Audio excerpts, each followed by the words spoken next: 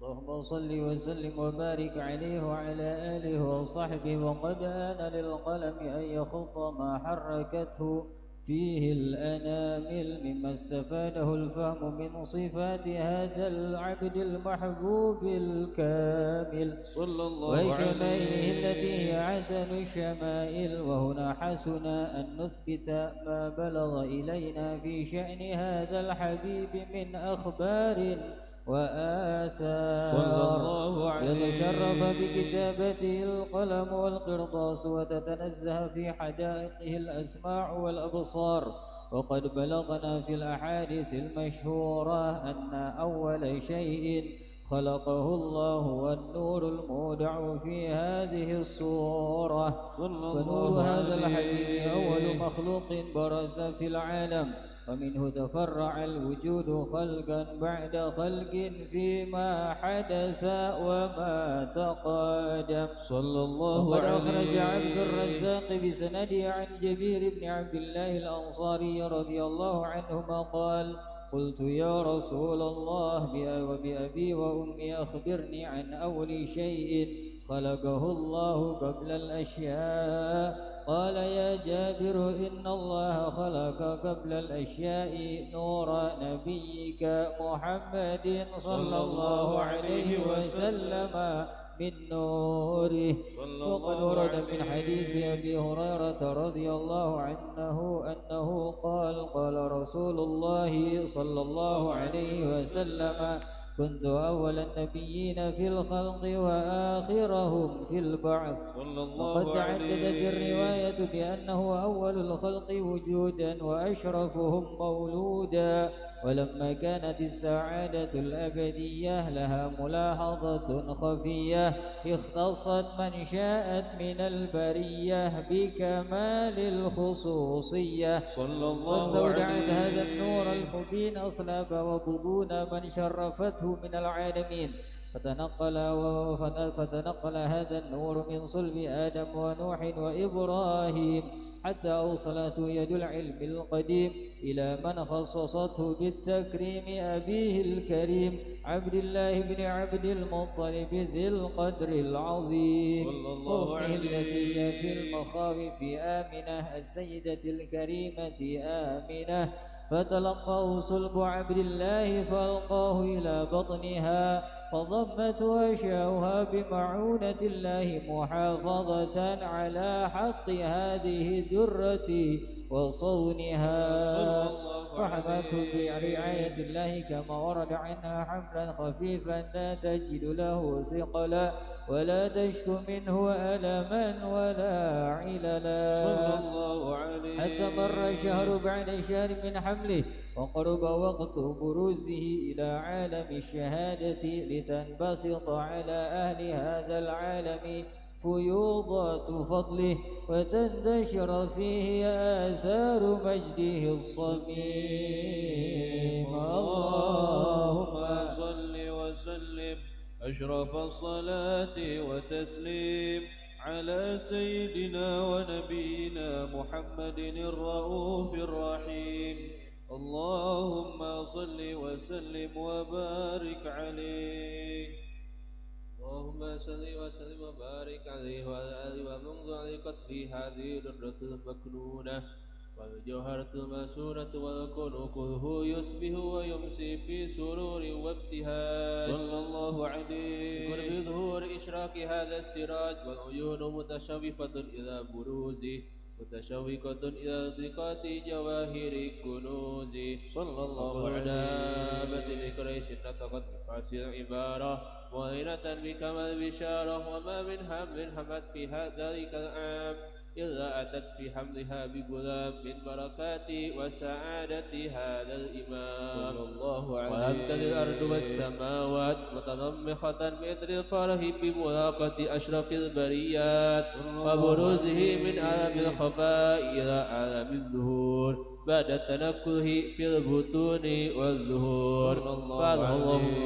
فأظهر الله في الوجود بهجة التكريم وبسط في العالم الكبير مائلة التشريف والتعظيم ببروز هذا البشر الكريم. اللهم صل وسلم أشرف الصلاة وتسليم على سيدنا ونبينا محمد الرؤوف الرحيم.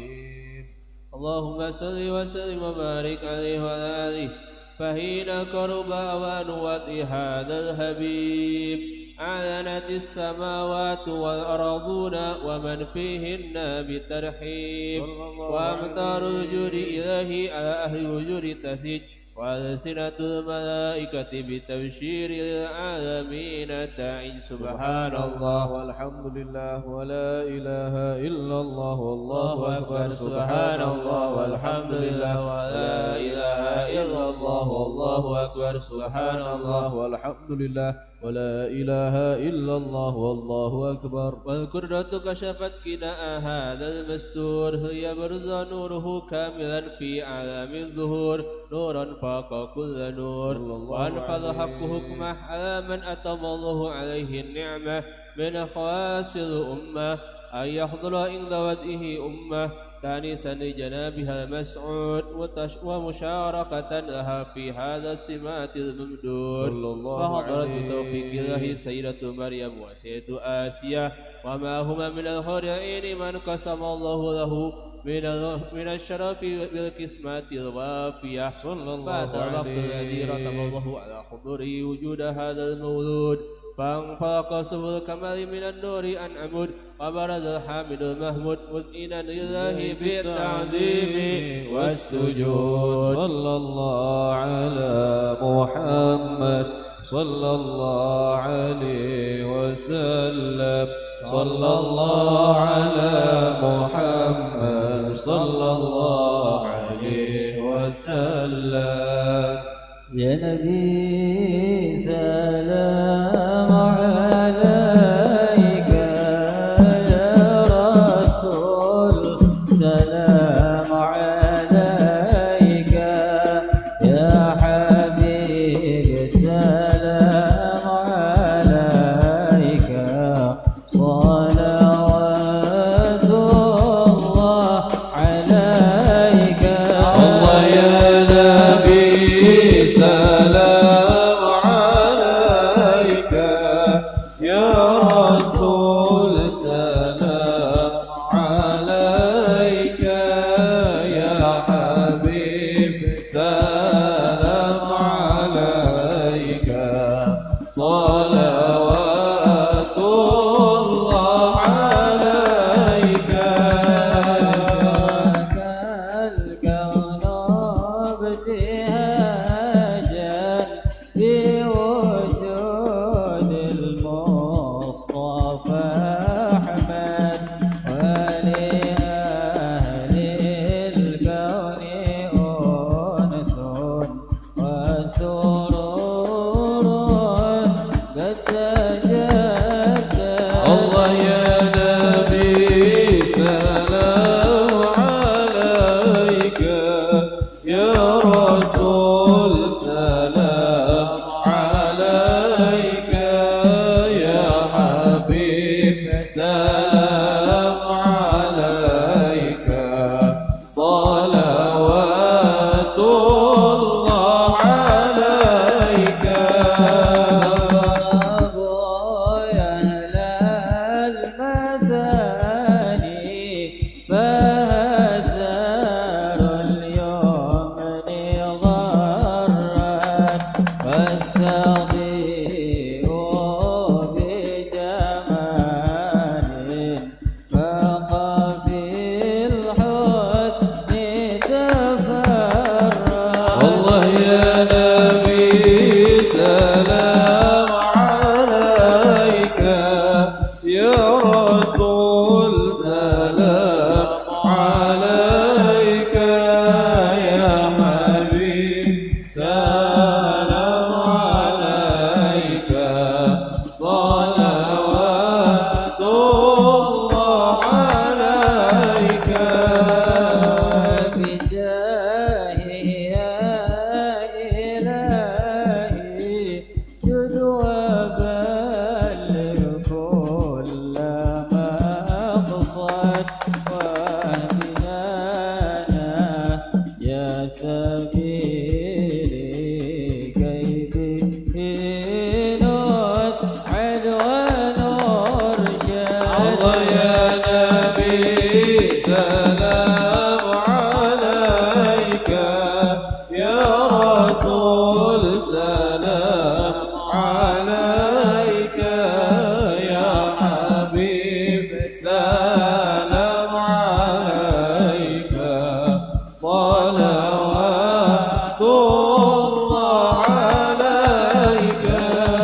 ولنا البشرى في سعد مستمر ليس ينفد، حيث أوتينا عطاء يا رسول الله، جمع الفخر المؤكد. يا نبي سلام عليك، يا رسول سلام عليك، يا حبيب سلام عليك، يا رسول الله صلوات الله عليك. ربي قل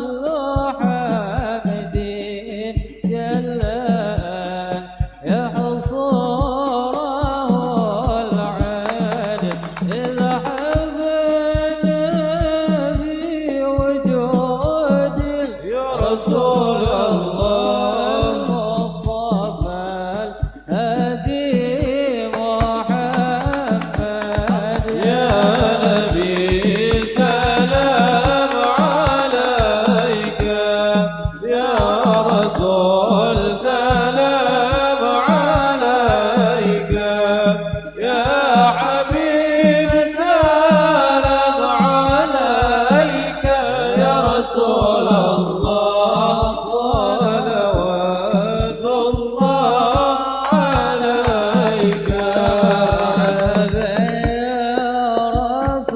الله عليك مرحبا بك إنا بك نسعد مرحبا مرحبا يا نور عيني مرحبا مرحبا جد الحسين وبجاهه يا إلهي مرحبا مرحبا وبلغ كل ما بصر مرحبا مرحبا مرحبا يا نور العين مرحبا مرحبا مرحبا جد الحسين مرحبا مرحبا نهج سبيلي كيفي نسعد ونرشد ربي بلغنا بجاهي في جواري خير مقعد يا نبي سلام عليك يا رسول سلام عليك يا حبيب سلام عليك صلوات الله عليك يا رسول الله جئنا للزيارة قاصدين نرتجي منك شفاعة عند رب العالمين يا نبي سلام عليك يا رسول سلام عليك يا حبيب سلام عليك صلوات الله عليك ربي فاجعل مجتمعنا غايته حسن الختام واعطنا ما قد سألنا من عطايا كالجسام صلى الله على محمد مرحبا صلى الله عليه وسلم مرحبا صلى الله على محمد مرحبا صلى الله عليه وسلم مرحبا وفيه فانظر إلينا واعطنا فيه كل ما طمع واكفنا كل البلايا وادفع الآفات وارفع صلى الله على محمد مرحبا صلى الله عليه وسلم مرحبا صلى الله على محمد مرحبا صلى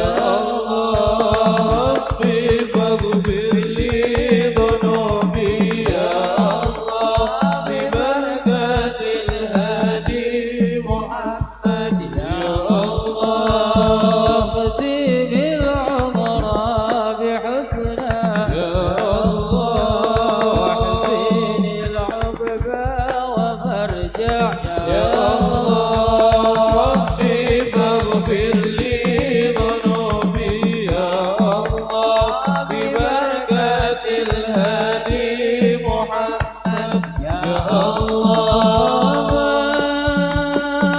مرحبا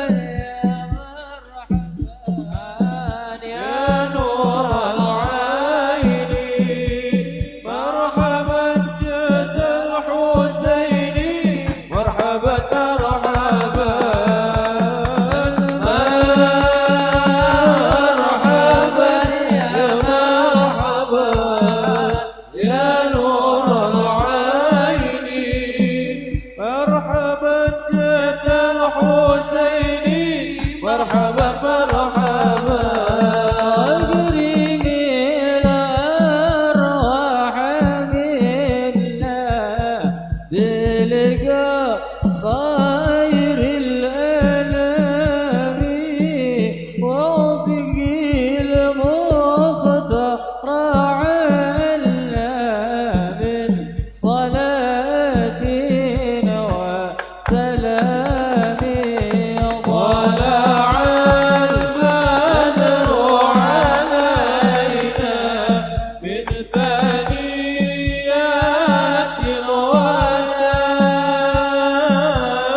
الوداع وجب الشكر علينا ما دعا لله صلاة الله تغشى أشرف الرسل محمد وصلاة الله تغشى أشرف الرسل محمد وسلام مستمر كل حين يتجدد صلى الله على محمد صلى الله عليه وسلم صلى الله على محمد صلى الله عليه وسلم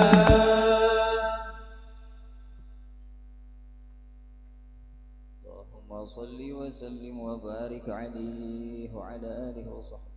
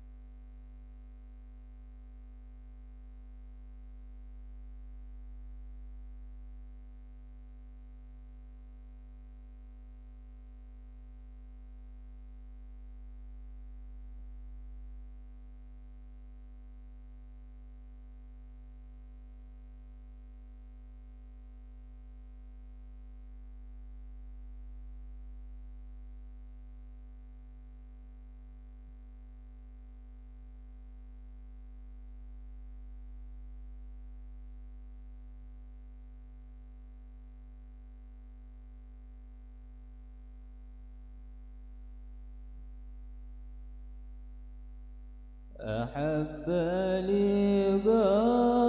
لقاء الله لما أحبه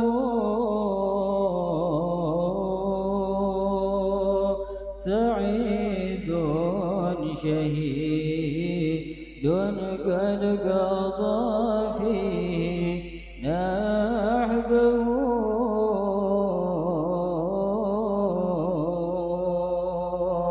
أحب لقاء الله لما أحبه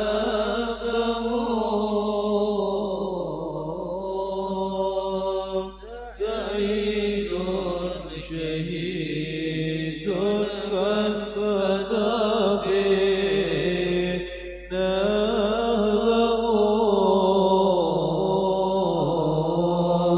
بكت عين قلبي حسرة لفراقه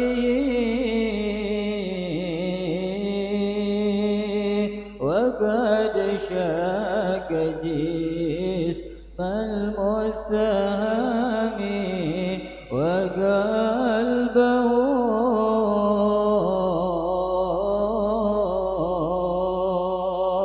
أحب لقاء لما أحبه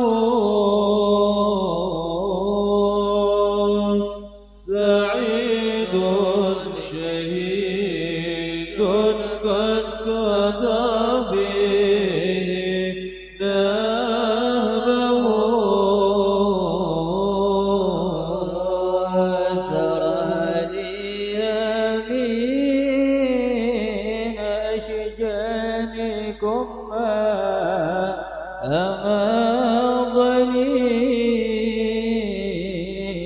أمضني وأزعج عقل المستكين ولبه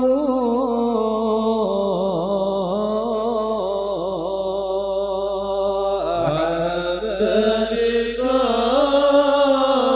لقاء لما أحبه سعيد شهيد قد قضى فيه نهبه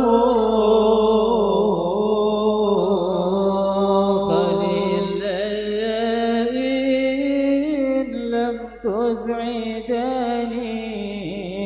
على البكاء فلا تعذلا بل أوجب الدهر ندبه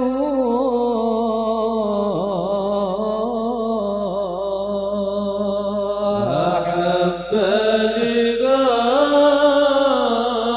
لقاء لما أحبه سعيد شهيد قد قضى فيه نهبه وأعني به شيخ العلوم ابن أحمد إلى بالفقيه أبدى الغداء وطيبه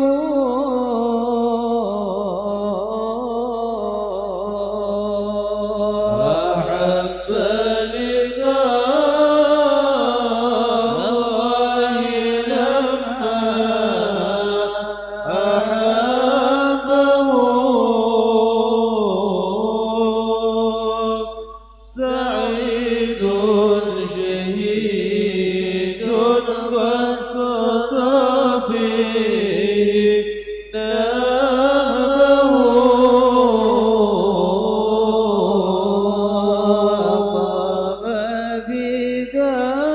بدرس العلم لله مخلصا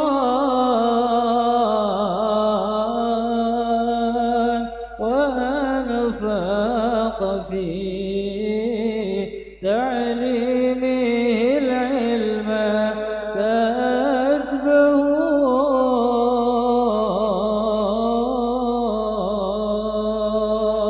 أحب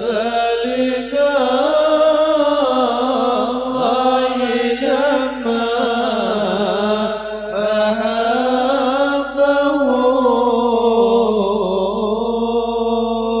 سعيد شهيد قد قضى فيه نهبه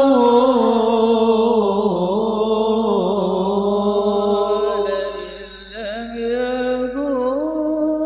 يقوموا كلهم باحترام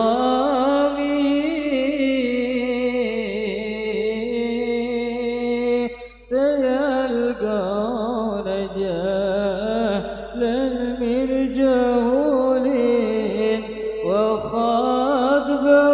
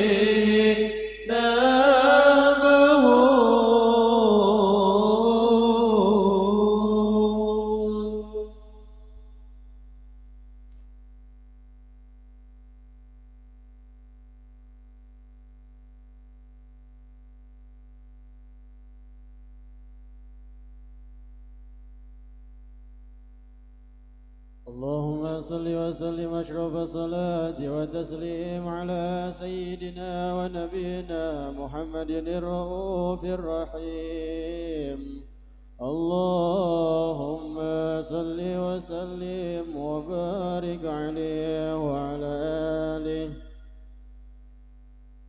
ولقد اتصف صلى الله عليه وسلم من محاسن الأخلاق بما تضيق عن كتابته بطون الأوراق. كان صلى الله عليه وسلم أحسن الناس خلقا وخلقا وأولهم إلى مكارم الأخلاق سبقا وأوصاهم بالمؤمنين حلما ورفقا برا رؤوفا لا يقول ولا يفعل إلا معروفا. له الخلق السهل واللفظ المحتوي على المعنى الجزل إذا دعاه المسكين أجابه إجابة مؤجلة صلى الله عليه. وهو الشفيق الرحيم باليتيم والأرملة وله مع سهولة أخلاقه الهيبة القوية التي ترتعد منها فرائس الأقوياء من البرية صلى الله عليه. ومن نشر طيبه تعذرت الطرق والمنازل وبعرف ذكره تطيبت المجالس والمحافل صلى الله عليه. وهو صلى الله عليه وسلم جامع صفات الكمالية والمنفرد في خلقه وخلقه بأشرف خصوصية فما من خلق في البرية محمود إلا وهو متلقى عن زين الوجود. أجملت في وصف الحبيب وشانه وله العلا في مجده ومكانه عصم عز قد تعالى مجدها أخذت على نجم السها بعنانه. وقد انبسط القلم في تدوين ما أفاده العلم من وقاع مولد النبي الكريم وحكاية ما أكرم الله به عبد المقرب من التكريم والتعظيم والخلق العظيم صلى الله عليه. فحسن مني أن أمسك عنة الأقلام في هذا المقام ونقرأ السلام على سيد الأنام. السلام عليك أيها النبي ورحمة الله وبركاته. السلام عليك أيها النبي ورحمة الله وبركاته. السلام عليك أيها النبي ورحمة الله وبركاته. وبذلك يحسن الختم كما يحسن به التقديم فعليه أفضل الصلاة والتسليم. اللهم صل وسلم أشرف الصلاة والتسليم على سيدنا ونبينا محمد الرؤوف الرحيم. اللهم صل وسلم وبارك عليه. اللهم آمين يا الله يا رب العالمين. آمين يا بسم الله. الله الرحمن الرحيم. ولما نظم الفكر من غير أوصاف المحمدية عبودا توجهت إلى متوسلا بسيد حبيبي محمد صلى الله عليه وسلم أن جلس في مشهور وفعل في محمودا وأن يكتب عملي في أعمال مقبولة وتوجه بتوجه الخالصة والصلاة الموصولة.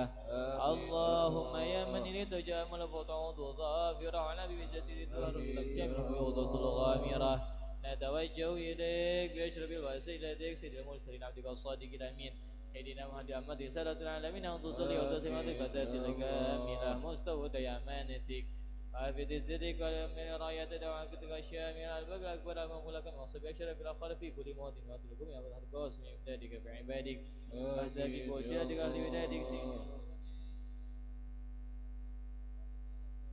بالخصائص اللهم صل وسلم عليه وعلى اله وصحبه وعلى حضرة ربي من حباب يا الله من قدم بجاد النبي الكريم وعلى توسلك وشفاك عظيم الحمد لله أضعنا في حركاتنا وسكنتنا بين عنايتك وانفضنا في جميع أدوارنا وتقلباتنا بجميع رعايتك وحسن وقايتك وتباركنا من شر القرب إليك وهذا الحبيب غاية آمالنا وتقبل منا ما تركنا من نيتنا وأعمالنا وتجعلنا بحضر هذا الحبيب الحاضرين وبطريقة بيت من أنزالك نهجاك مدين وعدك من الحافظين اللهم إنا لا نتمنى برحمتك الخاصة فلا تهرمنا وضنا جميلة وسيلتك وتخيبنا منا بك برسك من الدين وتوجهنا بك متشفين متقبلا مذنبا منا بالكفران المسيء بالإحسان والسير بما سلم منا بما أمل أنت جلنا من نصرة الحبيب والزر ولو ظهر وما بقد وشرب دين ولدنا والدينا ولكلنا والدينا ودينا وجميع المسلمين والمسلمات من المؤمنات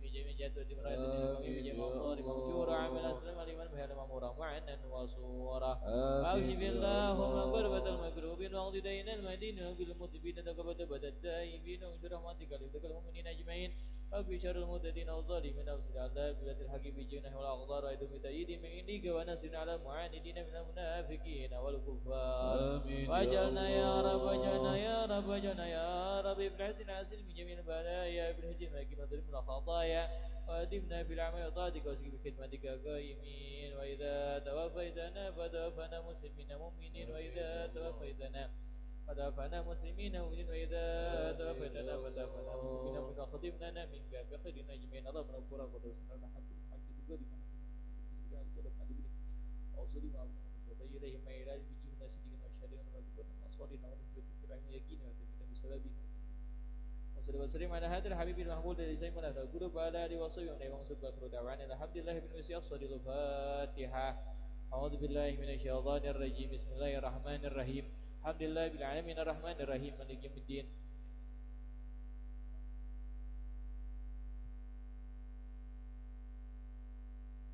حيث الذكر تقرب من الله من الذكر فاعلم أنه لا إله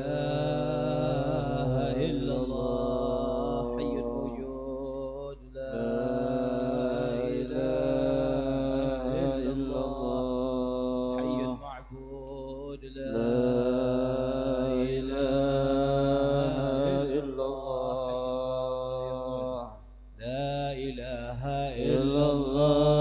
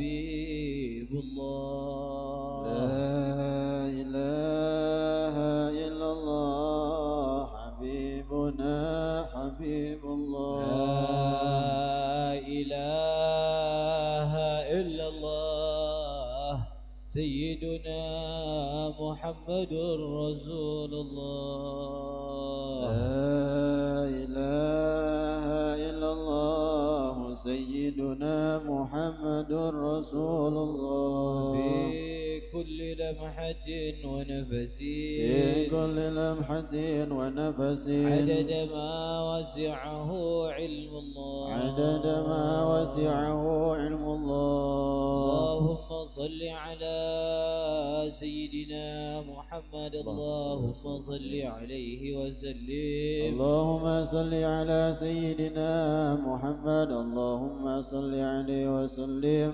اللهم صل على سيدنا محمد اللهم صل عليه وسلم اللهم صل على سيدنا محمد اللهم صل عليه وسلم اللهم صل على حبيبك سيدنا محمد يا رب صل عليه وسلم اللهم صل على حبيبك سيدنا محمد وعلى آله وصحبه وبارك وسلم سبحان الله وبحمده سبحان الله العظيم سبحان الله وبحمده سبحان الله العظيم سبحان الله وبحمده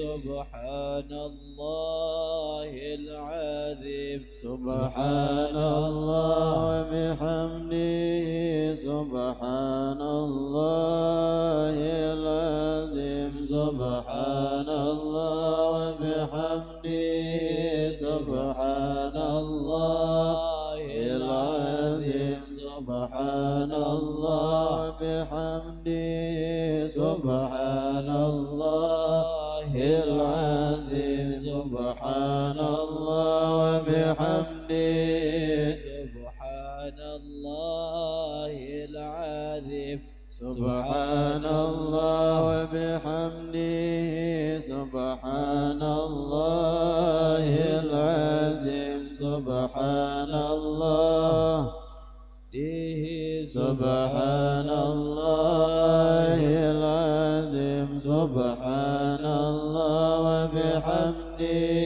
سبحان الله العظيم سبحان الله حمده سبحان الله العظيم يا الله يا الله يا الله يا الله يا الله يا الله يا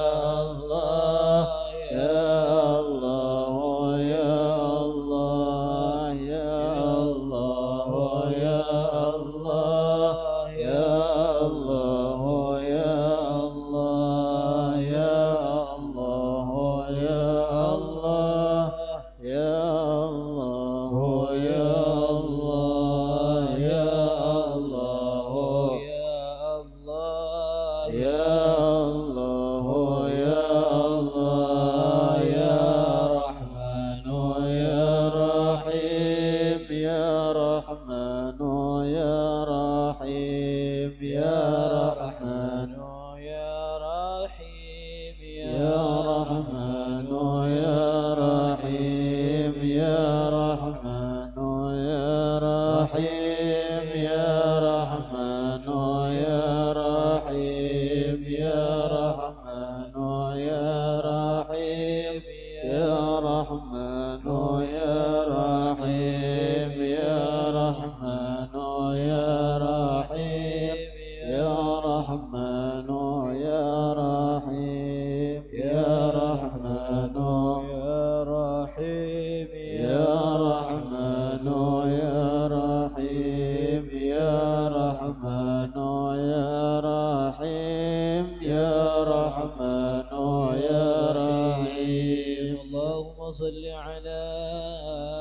سيدنا محمد اللهم صل عليه وسلم. اللهم صل على حبيبك سيدنا محمد وعلى آله وصحبه وسلم. اللهم صل على سيدنا محمد اللهم صل عليه وسلم. اللهم صل على سيدنا محمد وعلى آله وصحبه وسلم. اللهم صل على حبيبك سيدنا محمد يا رب صل عليه وسلم. اللهم صل على حبيبك سيدنا محمد وعلى آله وصحبه وسلم أجمعين.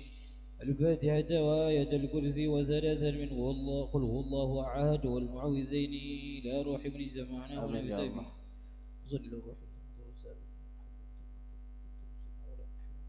رضي الله عنه.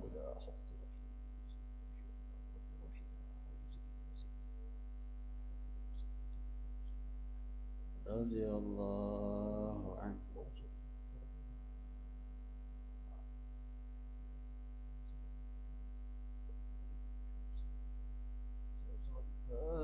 أعوذ بالله من الشيطان الرجيم. بسم الله الرحمن الرحيم. الحمد لله رب العالمين الرحمن الرحيم مالك يوم الدين.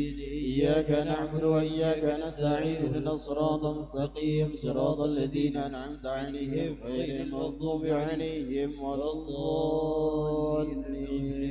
بسم الله الرحمن الرحيم. قل هو الله أحد الله الصمد لم يلد ولم يولد ولم يكن له كفوا أحد. بسم الله الرحمن الرحيم. قل هو الله أحد الله الصمد لم يلد ولم يولد ولم يكن له كفوا أحد. بسم الله الرحمن الرحيم. قل هو الله أحد الله الصمد لم يلد ولم يولد ولم يكن له كفوا أحد. بسم الله الرحمن الرحيم. قل هو الله أحد الله الصمد لم يلد ولم يولد ولم يكن له كفوا أحد. لا إله إلا الله والله أكبر. بسم الله الرحمن الرحيم. قل أعوذ برب الفلق من شر ما خلق ومن شر غاسق إذا وقب من شر النفاثات في العقد ومن شر حاسد إذا حسد. لا إله إلا الله والله أكبر ولله الحمد. بسم الله الرحمن الرحيم. قل أعوذ برب الناس ملك الناس إله الناس من شر الوسواس الخناس الذي يوسوس في صدور الناس من الجنة والناس. Selanjutnya sekelumit manakib daripada Sahibul Hal sekaligus pembacaan doa tahlil berikut sebagai doa penutup di kumpulan kita di malam hari ini yang insyaallah akan disampaikan oleh guru kita semuanya Malim Muna Malim Taufik. Kepada beliau waktu dan tempat kami persilakan.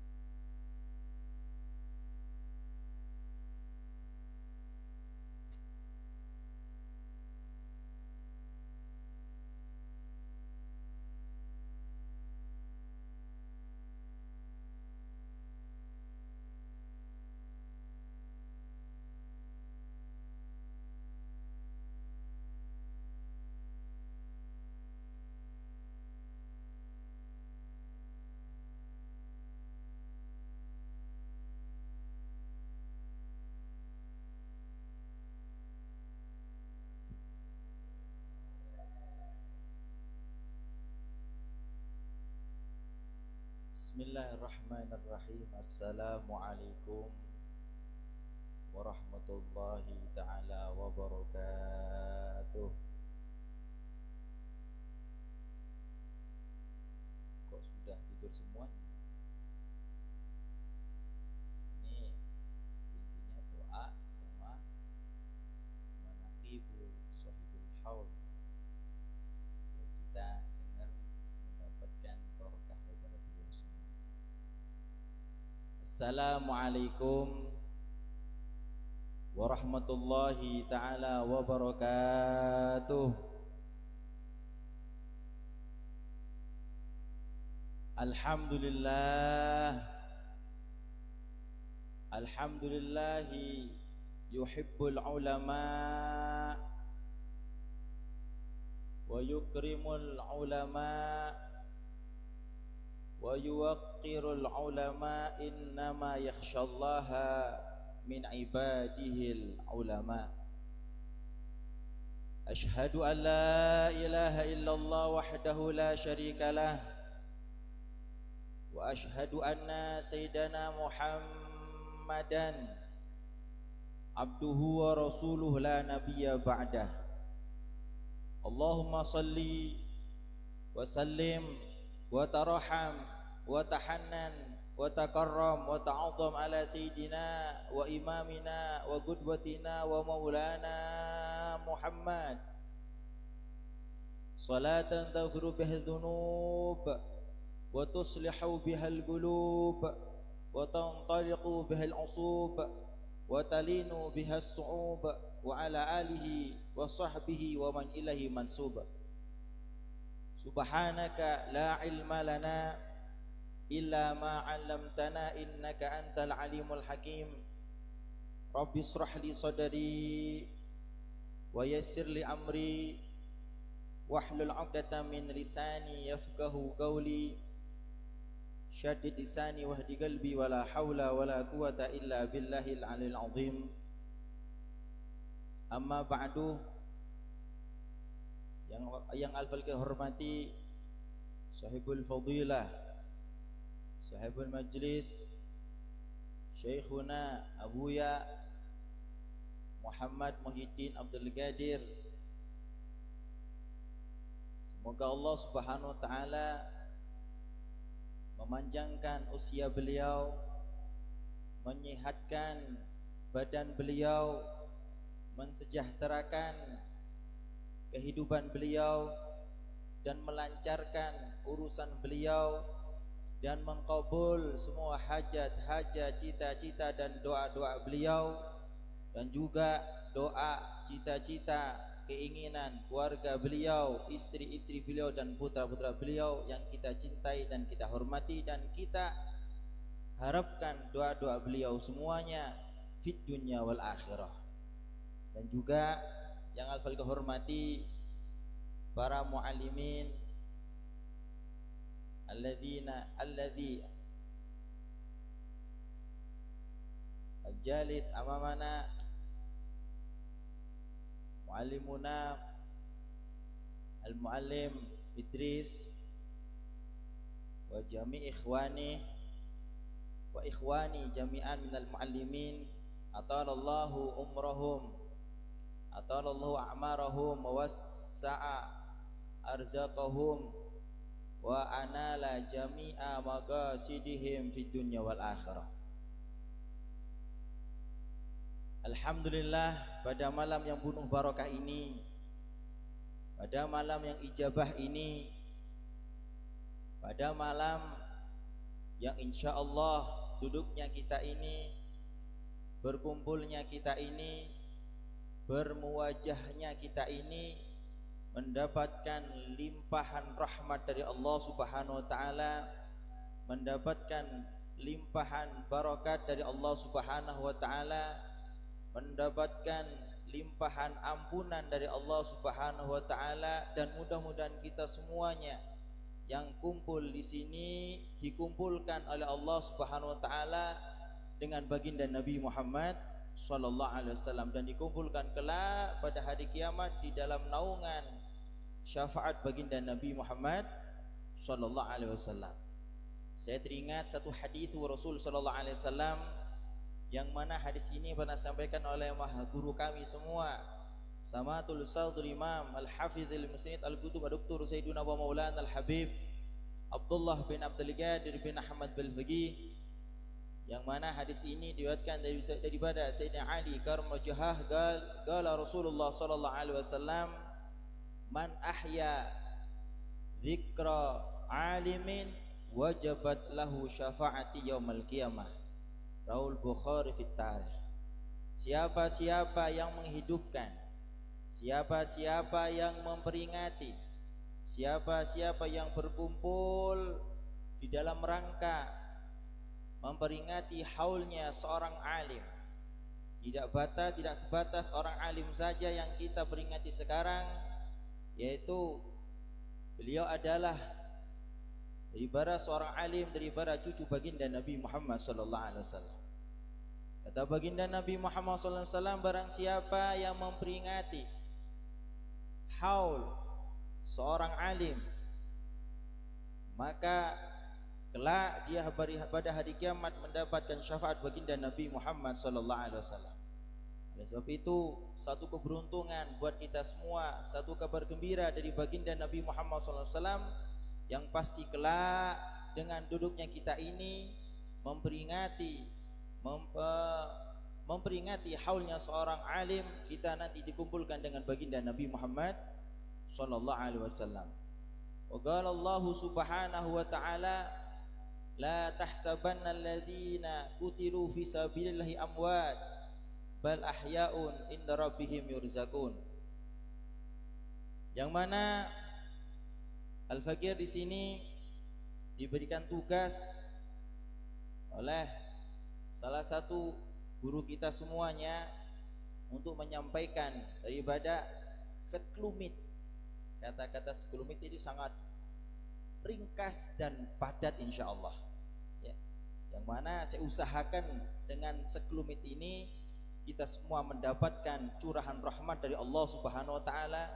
Kita mendapatkan curahan syafaat baginda Nabi Muhammad sallallahu alaihi wasallam, dan yang kita harapkan mudah-mudahan kita semua dikumpulkan dengan Samatul Ustadzul Imam Al-Habar Kutub Sayyiduna wa Maulana Al-Habib Abdul Qadir bin Ahmad Al-Faqih, dan juga putranda beliau Samatul Ustadzul Imam Al-Hafizul Musnid Al-Qutub Dr. Sayyiduna wa Maulana Al-Habib Abdullah bin Abdul Qadir bin Ahmad Al-Faqih. Allah Subhanahu wa taala berfirman, yuhibbuhum wa yuhibbuna. Siapa-siapa yang mencintai para aulia Allah, barang siapa yang mencintai para kekasih Allah, pastilah mereka akan mencintai mereka. Dengan apa? Nanti kita akan mendapat syafaat beliau-beliau yang kita cintai di dunia. Kita duduk di majlis penuh barokah ini dan kita tidak mengumpulkan harta atau kita tidak berkumpul pada majlis yang penuh barokah ini kecuali dengan satu tujuan, kita ingin mendapat syafaat dan ada di hati kita kecintaan kepada wali-walinya Allah Subhanahu wa taala. Al-Imam Ibn Uyainah beliau mengatakan dalam satu kata mutiaranya, inda dzikris shalihin tanzilur rahmah. Tatkala disebutkan sekelumit nama atau manakibnya orang soleh, pastilah akan turun rahmat di majlis tersebut. Bahkan di dalam satu riwayat mengatakan, in udkuru manakibas shalihin fa inna dzikrahum kaffaratin lidzunub. Sebut-sebutlah manakibnya orang-orang soleh, sebut-sebutlah manakibnya para aulia-aulia Allah, karena tatkala menyebutkan nama dan manakibnya para wali-wali Allah Subhanahu wa taala sebagai penghapus dosa-dosa bagi orang yang mendengarkan manakib-manakibnya mereka.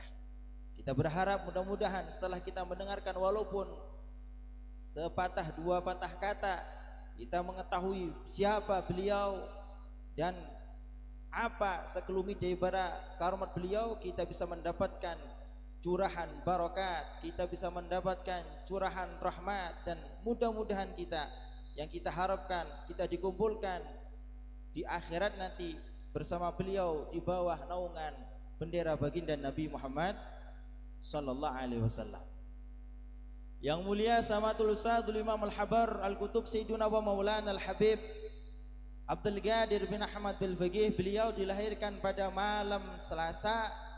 Pada waktu itu beliau ayahandanya Al-Allama Al-Habib Ahmad Al-Faqih, beliau sebelum memberikan nama kepada kepada putranda beliau bertemu dengan Al-Habib Hashim As-Saggaf.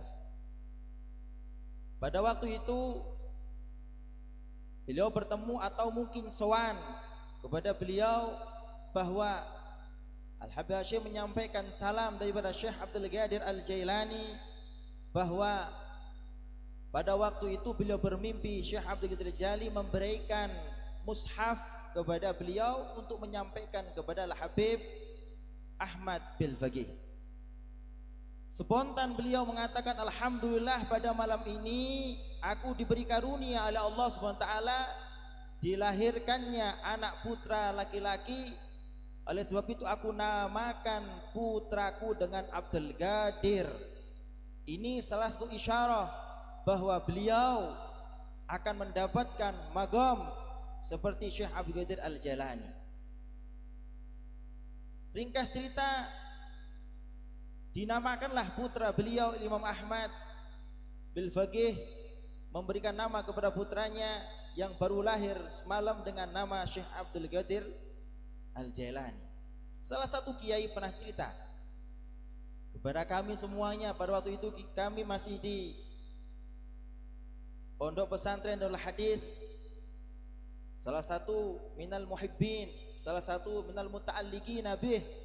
Beliau bercerita pada suatu waktu beliau itu bingung, di dalam mimpinya beliau bingung, di pertengahan beliau bingung, beliau bertemu atau mengejar Syekh Abdul Qadir Al-Jailani. Tatkala beliau hampir dekat dengan Syekh Abdul Qadir Al-Jailani, Syekh Abdul Qadir Al-Jailani menoleh kepada beliau. Ya fulan, kenapa engkau mengejarku, katanya. Ya. Kenapa engkau mengejarku? Sedangkan engkau sudah mendapatkan guru persis makomnya sepertiku, ya, persis kedudukannya sepertiku, persis asrornya sepertiku, ya, yaitu gurumu Al-Imam Al-Kutub Al-Habib Abdul Qadir bin Ahmad Al-Faqih radhiyallahu ta'ala anhu. Seketika itu beliau terjaga, beliau sadar pada waktu itu beliau bukan muridnya yang mulia Samatul Ustadzul Imam Al-Habar, tapi beliau menzamani putranda Imam Al-Habar, yaitu Samatul Ustadzul Imam Al-Kutub Sayyiduna wa Maulana Al-Habib Abdullah bin Abdul Qadir bin Ahmad Al-Faqih. Keesokan harinya beliau pergi kepada putranya menceritakan mimpi yang beliau lihat pada malam tersebut. Apa kata yang mulia? Itulah magomnya walidi Samatul Ustadzul Imam Al-Habar Kutub Sayyiduna wa Maulana Al-Habib Abdul Qadir bin Ahmad Al-Faqih, bahwa magomnya, asrornya dan ilmunya seperti Syekh Abdul Qadir Al-Jailani. Pada suatu waktu Samatul Ustadzul Imam Al-Habar Kutub Sayyiduna wa Maulana Al-Habib Abdul Qadir bin Ahmad Al-Faqih, beliau ngajar di depan santri-santrinya. Tidak sering beliau itu tatkala ngajar, beliau itu ngantuk, mungkin saking kecapeannya beliau ketiduran. Tapi yang anehnya tatkala beliau tidur, yang keluar dari nafasnya kadang-kadang lafaz Allah, Allah, dan tidak jarang juga lisannya ngoroknya, kata yang mulia Samatul Ustadz Abdul Rahman, ngoroknya Samatul Ustadzul Imam Al-Habar Kutub Sayyiduna wa Maulana Al-Habib Abdul Qadir bin Ahmad Al-Faqih mengucapkan la ilaha illallah. Ini bukan mimpi, tapi banyak dari para murid-murid beliau yang mendengarkan, melihat kejadian ini di depan mata kepala mereka. Pada suatu waktu beliau itu ketiduran tatkala mengajar anak didik beliau. Di dalam mimpi beliau itu melamun. Wakila, sebelum mimpi beliau melamun, kenapa Syekh Abdul Qadir Al-Jailani tidak pernah datang lagi kepada aku, katanya. saya rindu kepada Syekh Abdul Qadir Al-Jailani. Ya. Makomku sama makomnya sama, namaku juga titisan dari namanya. Tapi kenapa sangat jarang sekarang aku ditemui oleh Syekh Abdul Qadir Al-Jailani? Perasaan beliau, tidak ngomong ini, perasaan beliau. Tiba-tiba tatkala tidur beliau itu bermimpi, ya, di dalam mimpi beliau itu melihat Syekh Abdul Qadir Al-Jailani mundar-mandir ke kanan, ke kiri terus. Ya, perasaan beliau, kenapa Syekh Abdul Qadir Al-Jailani tidak melihat kepadaku, kata Al-Imam Al-Qutub Al-Habib Abdul Qadir bin Ahmad Al-Faqih. Kemudian Syekh Abdul Qadir Al-Jailani menoleh kepada beliau yang mulia Samatul Ustadzul Imam Al-Habar Kutub Sayyiduna wa Maulana Al-Habib Abdul Qadir bin Ahmad Al-Faqih. Seraya berkata, ya Abdul Qadir, ya, saya bukan lupa atau tidak mau mendatangimu, karena setiap waktu, setiap detik aku sibuk mendatangi orang-orang yang bertawasul denganku. Ini beliau Syekh Abdul Qadir, beliau mempunyai magom Sahibut Tasarruf. Sahibut Tasarruf itu seorang wali yang mana kewaliannya itu mampu menolong siapapun yang bertawasul kepada beliau, seperti tatkala beliau menolong orang pada waktu hidupnya. Ini namanya wali tasarruf. Ini diketahui bahwa Al-Imam Al-Qutub Al-Habib Abdul Qadir bin Ahmad Al-Faqih, beliau sangat mempunyai ikatan yang sangat erat kepada Syekh Abdul Qadir Al-Jailani. Mudah-mudahan kita semuanya yang ada di sini mendapatkan barokah daripada beliau, mendapat syafaat, dan terutama tatkala kita sudah kedatangan malaikat Israel, kita dituntun oleh beliau mengucapkan la ilaha illallah. Ada satu cerita, yang cerita ini muncul daripada al-alim al-allamah al-Ustadz Ahmad Tegal. Beliau dulu pada pesantren di Malang, beliau mempunyai teman namanya Kiai Yasir. Karena sudah sama-sama jadi orang yang besar. Ya, Ustadz Tegal ada di Tegal. Ya, Syekh Yasir itu ada di Cirebon kalau nggak salah. Pada waktu itu beliau berdua masih muda. Ya, Ustadz Ahmad Tegal itu mondok di Darul Hadis 14 tahun. Diperintahkan oleh yang mulia Samatul Ustadzul Imam Al-Hafidz Al-Musi Kutub Sayyiduna wa Maulana Al-Habib Abdullah bin Abdul Qadir bin Ahmad untuk meminta air kepada Al-Alim Al-Imam Al-Kutub Al-Habib Saleh bin Musin Al-Hami, Tanggul, Jember. Ya. Tatkala beliau sampai di Tanggul, beliau menghadap kepada Al-Imam Al-Kutub Al-Habib Saleh bin Musin Al-Hami. Mudah-mudahan kita menyebutkan nama-nama orang soleh, menyebutkan nama-nama wali-wali Allah Subhanahu wa taala, beliau hadir di sini kita, membersihkan kotoran hati-hati kita sehingga kita menjadi orang-orang soleh semuanya. Kata maha guru saya Al-Alim Al-Lamah, arwahus salihin jundun mujannadah, wa ruh-ruhnya para aulia itu bagaikan tentara yang berkumpul siap menolong atau datang kepada siapapun yang menyebut nama-namanya. Jangan difatahi, menyebut namanya akan kita dihadir oleh beliau-beliau. Jadi kata beliau mengatakan ruh-ruhnya para aulia, para asfiya setiap hari itu mencari, mendatangi orang-orang yang ada hubungannya, ada ta'alluq, ada kecintaan kepada beliau-beliau. Mudah-mudahan kita yang hadir di sini semuanya mendapatkan mahabbah, mendapatkan syafaah, mendapatkan barakah daripada sahibul haul yang mulia Samatul Ustadzul Imam Al-Habar, yang mulia Samatul Ustadzul Imam Al-Hafidz radhiyallahu anhuma, dan para wali-wali yang kita sebutkan, yang kita dengar nama-nama beliau di majlis yang penuh barakah ini. Ringkas cerita, tatkala beliau Ustaz Ahmad Tegal dan Kiai Yasir menghadap kepada Al-Imam Al-Qutub Habib Saleh bin Musin Hamid, ya, ditanya oleh beliau, man antuma, siapa kalian berdua? Ya, saya adalah muridnya daripada Al-Habib Abdullah bin Abdul Qadir bin Ahmad Al-Faqih Malang. Ya, apa kata Habib Saleh bin Musin Hamid? Tuba lakuma, beruntung bagi kalian.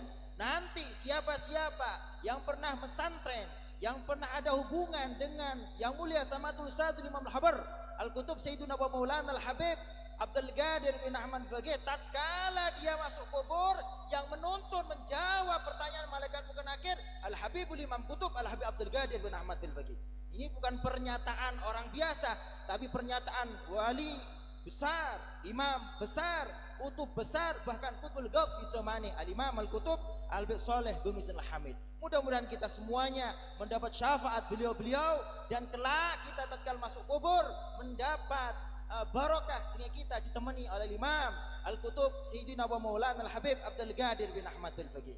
Ini sekelumit dari para cerita yang mulia Samatul Ustadzul Imam Al-Habar Al-Kutub Sayyidina wa Maulana Al-Habib Abdul Qadir bin Ahmad bin Faqih. Salah satu daripada kecintaan beliau atau hobi beliau yaitu beliau cinta kepada kutubul hadis. Beliau sangat gemar untuk membulak-balik membaca kitab hadis Rasulullah sallallahu alaihi wasallam.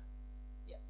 Sehingga apabila kita kalau ingin bertawasul sama beliau, dan juga yang mulia Samatul Ustadzul Imam Al-Hafidz Al-Muslim Kutub Sayyidina wa Maulana Al-Habib Abdullah bin Abdul Qadir bin Ahmad Faqih, kata maha guru saya Al-Alama Al-Habib Abdurrahman ibni Samatul Ustadzul Imam Kutub Sayyidina wa Maulana Al-Habib Abdullah bin Abdul Qadir bin Faqih, likulli waliyin lahu khususiyah. Setiap wali mempunyai khususiyah masing-masing.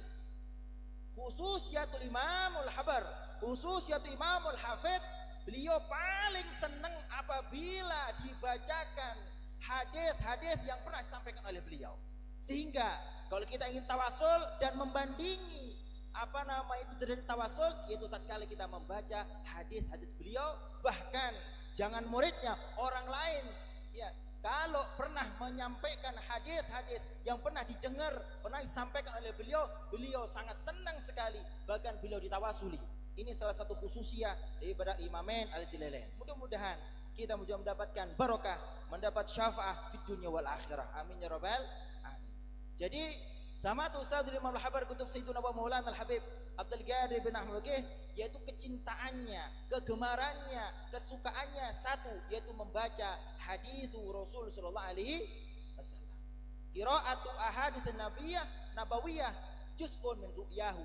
Membaca hadis Rasul sallallahu alaihi wasallam adalah satu bagian melihat wajah suci baginda Nabi Muhammad sallallahu alaihi wasallam.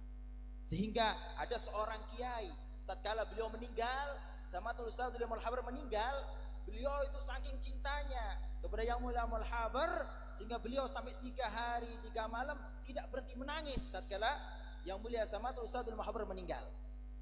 Keesokan harinya beliau itu pergi ke makom yang mulia Samatul Ustadzul Imam Al-Habar untuk bertawasul. Di dalam makom Samatul Ustadzul Imam Al-Habar beliau membaca gosoid yaitu gosoidahnya Al-Imam Al-Kutub Al-Habib Abdullah bin Alwi Al-Haddad. Karena dijelaskan bahwa salah satu dari para Syekhun Nadrahnya Al-Imam Al-Kutub Sayyiduna wa Maulana Al-Habib Abdul Qadir bin Ahmad Faqih, yaitu Al-Imam Al-Kutub Al-Habib Abdullah bin Alwi Al-Haddad. Ya. Seorang santri tadi ya, pada zaman itu yang mulia Samatul Habib Abdurrahman cerita masih ada orang Jakarta, tapi beliau tidak menjelaskan namanya siapa. Ya, intisarinya ini menunjukkan bahwa kita harus cinta kepada ahadits Rasulullah sallallahu alaihi wasallam.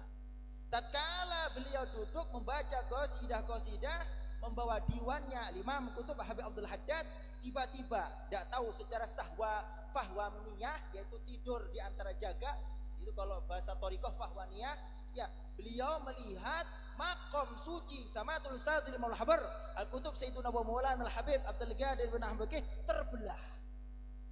Ya, terbelah melihat di tengah-tengah makom beliau di dalam kubur itu indah sekali. Tiba-tiba ada yang mulia Samatul Ustadzul Imam Al-Habar duduk lagi membaca kitab Muwatta. Ini saking cintanya yang mulia Samatul Ustadzul Imam Al-Habar kepada hadits Rasulullah sallallahu alaihi wasallam. Oleh sebab itu, ya, kalau kita ingin meninggal dalam keadaan yang kita inginkan, usahakan mumpung masih ada umur kita, mumpung masih ada nyawa kita, mumpung masih ada kesempatan kita, maka gemarkanlah untuk beribadah kepada Allah Subhanahu wa taala sehingga kita tatkala mati dalam keadaan beribadah kepada Allah Subhanahu wa taala. Al-Imam Ghazali radhiyallahu mengatakan, al-mar'u yamutu ala ma asya'alaih. Seseorang akan meninggal dalam keadaan yang ia biasakan pada waktu hidupnya. Wa yub'atsu yaumal qiyamah ala ma mata alaih, dan akan dibangkitkan kelak pada hari kiamat dalam keadaan dia meninggal. Kalau dia meninggal dalam keadaan syahid, maka dibangkit dalam keadaan syahid. Mudah-mudahan kita semuanya meninggal dalam keadaan cinta kepada wali-wali Allah, kita dalam keadaan cinta ta'alluq kepada wali-wali Allah Subhanahu wa taala, sehingga dalam satu hadis Nabi Muhammad sallallahu alaihi wasallam yang mana hadis ini pernah sampaikan oleh maha guru saya Samatul Ustaz Al-Habib Abdurrahman Ibni Samatul Ustaz Imam Kutub Sayyiduna wa Maulana Al-Habib Abdullah bin Abdul Qadir bin Ahmad Bakir, dan juga hadis ini pernah disampaikan yang mulia Samatul Ustaz Imam Kutub Sayyiduna wa Maulana Al-Habib Abdullah bin Abdul Qadir bin Ahmad Bakir an Ali karramallahu wajhah qal an Aisyah radhiyallahu anha qala Nabi Muhammad SAW, man ahabba awliya Allah wa amila ta'at kana fil jannah, rahul Bukhari. Siapa yang ada kecintaan di hatinya kepada wali-wali Allah SWT dan dia beramal taat, pasti dia akan di surga bersama baginda Nabi Muhammad sallallahu alaihi wasallam. Kedua, daripada manakibnya Sayyibul Hawl, yaitu Samatul Ustaz Imam Al-Hafidhil Musnid Al-Kutub Sayyiduna wa Maulana Al-Habib Abdullah bin Abdul Qadir bin Ahmad bin Wagih. Beliau adalah seorang putra yang istimewa, ya, seseorang cucu baginda Nabi Muhammad SAW yang terpilih di antara wali-wali, di antara cucu-cucu baginda Nabi Muhammad SAW. Sehingga pada suatu waktu beliau diziarahi oleh Al-Imam Al-Kutub Al-Habib Abdul Qadir bin Ahmad Asgaf Jeddah. Pada waktu itu beliau masih sehat walafiat. Beliau mengatakan satu perkataan yang luar biasa. Ra'aitu fika thalatha mizan, kata beliau, thalatha mizan. Aku melihat kepada engkau wahai Al-Habib Abdullah bin Abdul Qadir bin Ahmad Bakir, 3 timbangan yang tidak dipunyai oleh cucu-cucu Rasul SAW kecuali cucu yang dipilih oleh Allah Subhanahu wa taala. Apa kata beliau? Ya. Mengatakan dakaun mufrid, kamu mempunyai kecerdasan yang melebihi rata-rata. Sampai saya pernah dengar satu makalah daripada beliau bahwa hifdi aqwa minas Syafi'i, hafalanku lebih kuat daripada Imam Syafi'i. Imam Syafi'i mengatakan kullu ma hafidtuh ma ansahu ilal maut, semua yang aku hafal tidak mungkin hilang sampai meninggal. Tapi beliau mengatakan hafalku lebih kuat daripada Imam Syafi'i radhiyallahu taala anhu. Sehingga pada waktu itu beliau masih umur 25 atau 20 tahun sudah dikasyaf oleh Imam Al-Habar Kutub Sayyiduna wa Maulana Al-Habib Abdul Qadir bin Ahmad bahwa beliau melihat beliau sudah hafal 9 juta hadis. 9 juta hadis.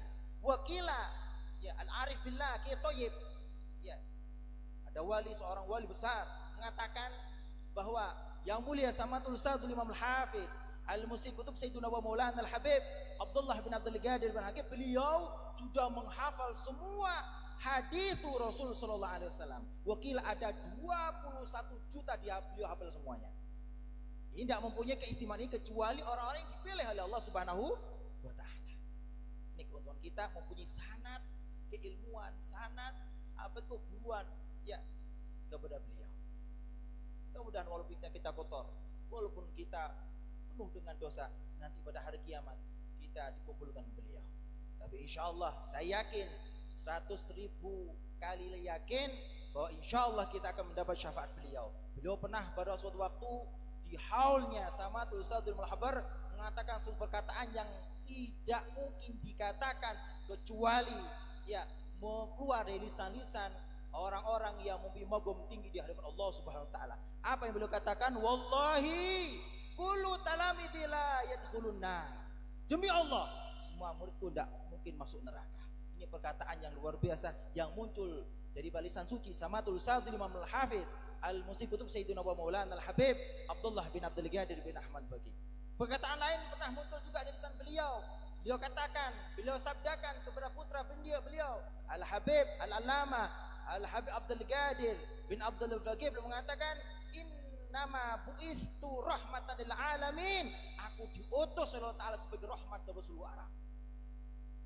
Sehingga yang mulia Samatul Ustaz Imam Al-Habar beliau mengatakan kepada beliau, ya bakhta man adraka zamana waladi Abdullah, sangat beruntung orang-orang yang mendapatkan, yang melihat wajah anakku Abdullah bin Abdul Qadir bin Ahmad bin Fiqih.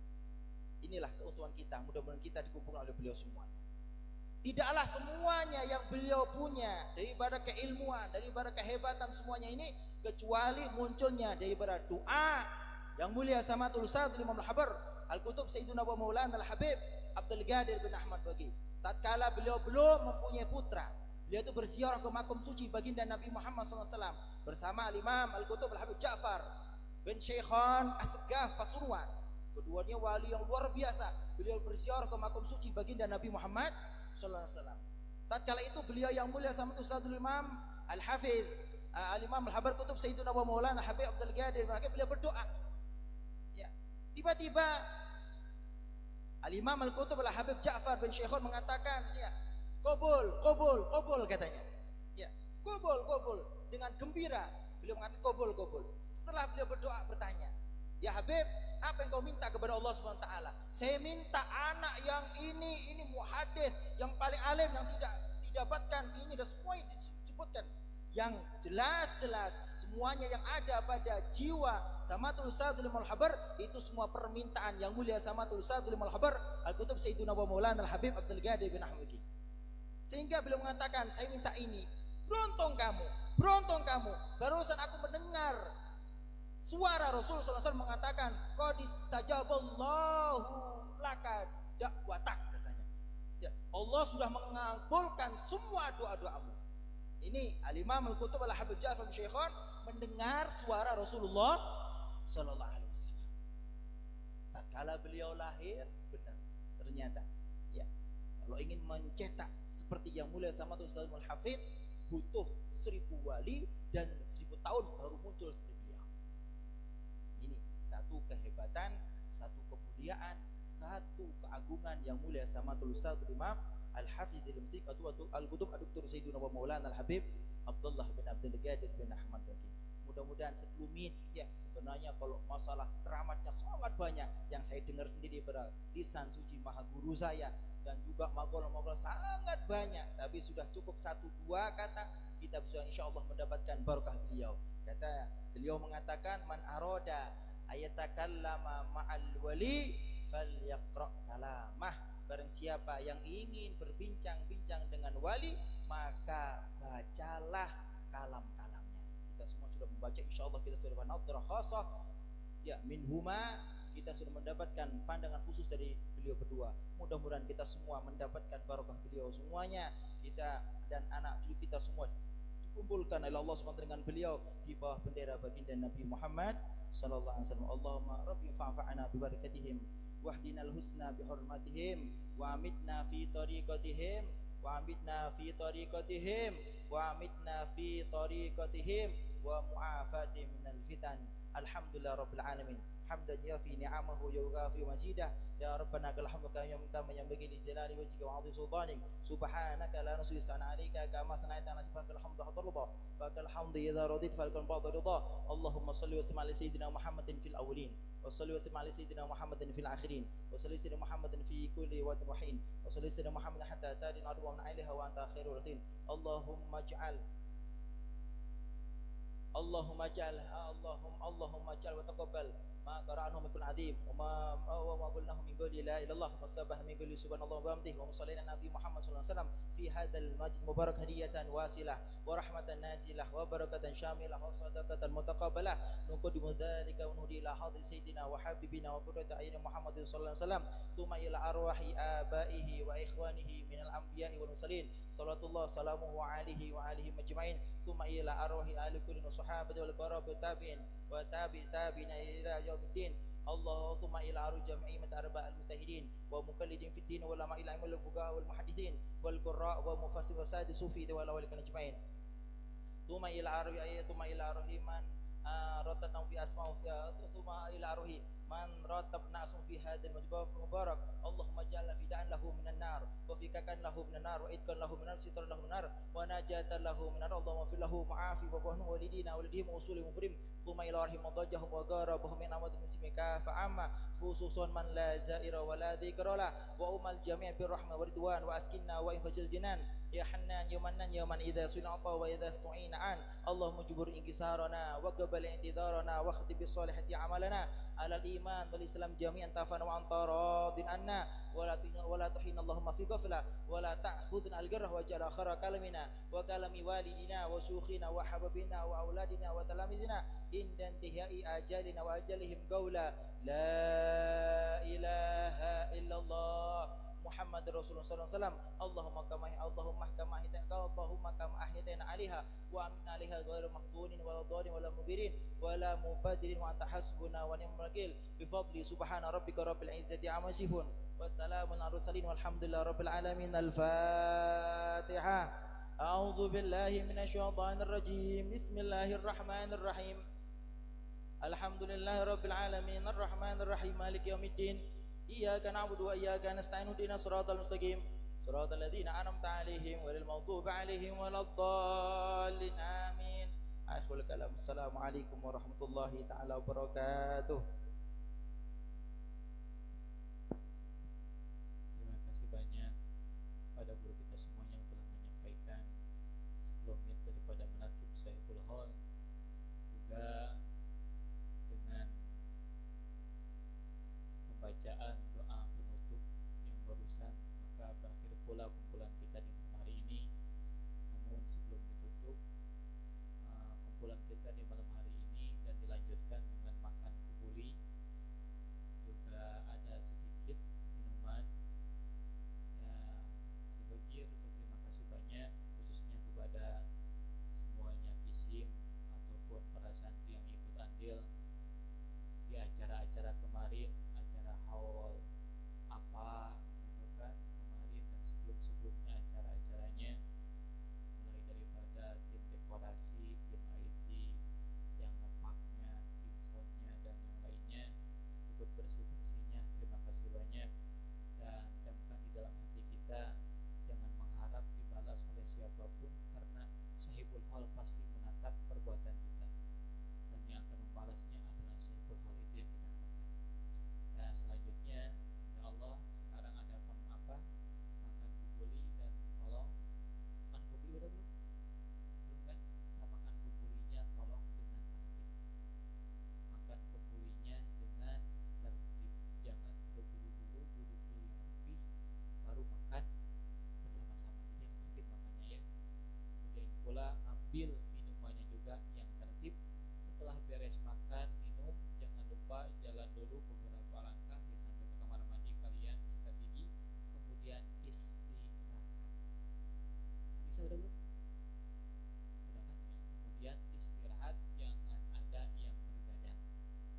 Jangan ada yang bergadang. Paham gak? Paham ya? Sekian dari muallimin semuanya. Mohon maaf bila ada kekurangan. Wassalamualaikum warahmatullahi taala wabarakatuh.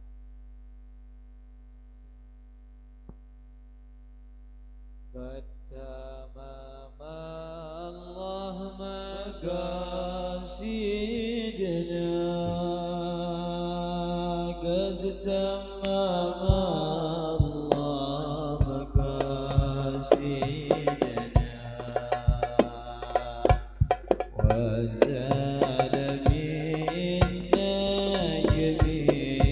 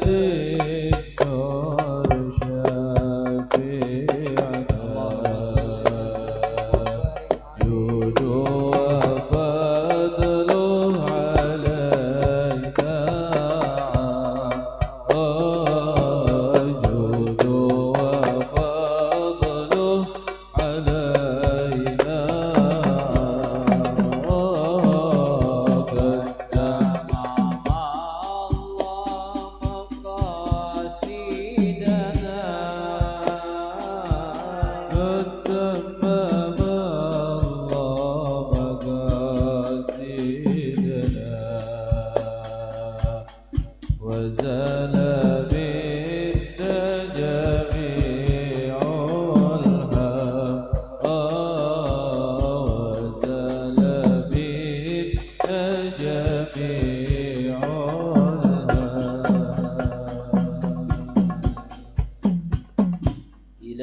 إلهي بجاه الأنبياء والملائكة وبالأولياء جد لنا بالإجابة إلهي بجاه الأنبياء والملائكة وبالأولياء جد لنا بالإجابة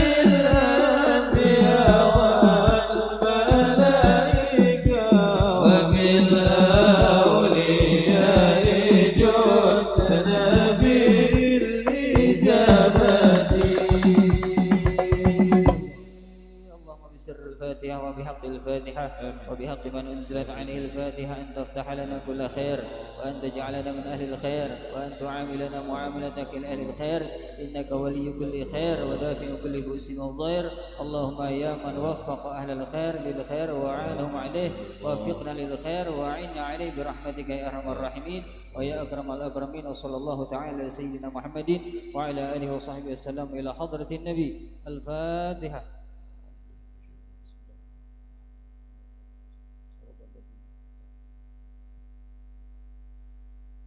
صلوا على النبي محمد.